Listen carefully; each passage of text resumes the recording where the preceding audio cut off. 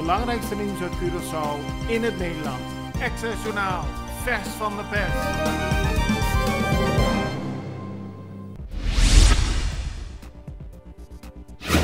Curaçaose rapper Prinsen Paulina is gisteren veroordeeld tot 4 jaar gevangenisstraf.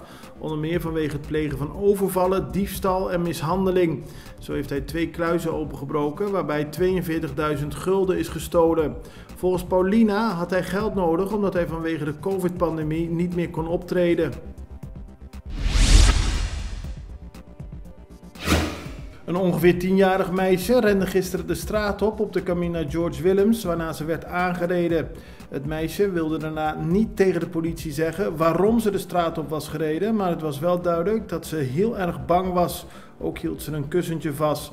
Zelfs na langdurig aandringen wilde het meisje niks zeggen, ook niet wie haar ouders zijn of waar ze vandaan kwam. De politie is met haar naar het ziekenhuis gegaan en heeft de zaak in onderzoek. Ruim 1 op de 5 voertuigen op Curaçao was vorig jaar betrokken bij een ongeluk. Dat valt af te leiden uit het ongevallenverslag over 2021 van Forensisch. Er rijden op Curaçao iets meer dan 88.000 motorvoertuigen rond. Ruim 15.000 chauffeurs melden zich bij een van de 10 verzekeringsmaatschappijen vanwege schade. Het aantal geregistreerde auto's op Curaçao neemt af. In 2019 reden er nog 92.000 voertuigen rond. Nu zijn dat er 4.000 minder. De politie van Curaçao heeft gisteren een waarschuwing uit laten gaan aan ondernemers op het eiland. Volgens de politie moeten ze geen grote hoeveelheden contant geld bewaren in de kluizen. De afgelopen periode hebben dieven het namelijk gemunt op kluizen bij bedrijven. Daarbij wordt gebruik gemaakt van apparatuur van de brandweer dat eerder is gestolen uit de brandweerkazerne van Barber. Het gaat om hydraulisch reddingsmateriaal. Eerder deze week werd er ingebroken bij Boase. De dieven zouden er vandoor zijn gegaan met een onbekende som geld. Na Colectra, nós toma tempo para servir ora com mais de comunibo. Llama no centro de cliente na telefone 0800-035 de jaluna para de viernes voor die setor de mente te com setor de noite para turno serviço nan of patrãozita. Se você tracita para já sabra, também por hora. Por escolher para trabocita, riba aqualectra.com e aproveitar a mesora, põe o documento na cerca para visita cerca nós, vai mais fácil. Sim, Aqualectra, seu centro de cliente, está claro para servir na momento que você come a bo.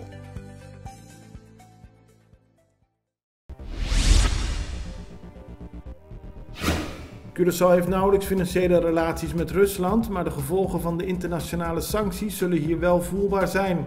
Daarbij moet onder meer worden gedacht aan de stijging van de olieprijs, maar ook een stijging van de inflatie die mogelijk is.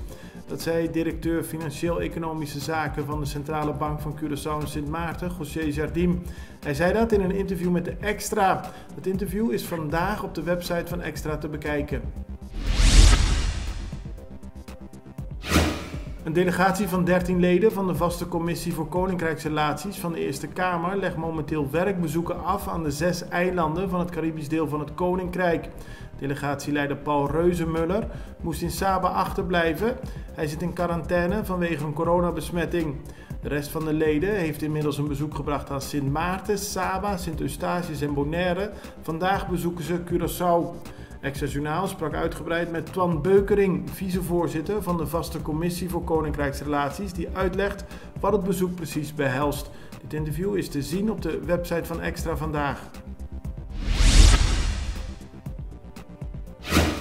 De Intercontinental University of the Caribbean, ICUC, heeft professor Gilbert Seintje benoemd tot rector magnificus.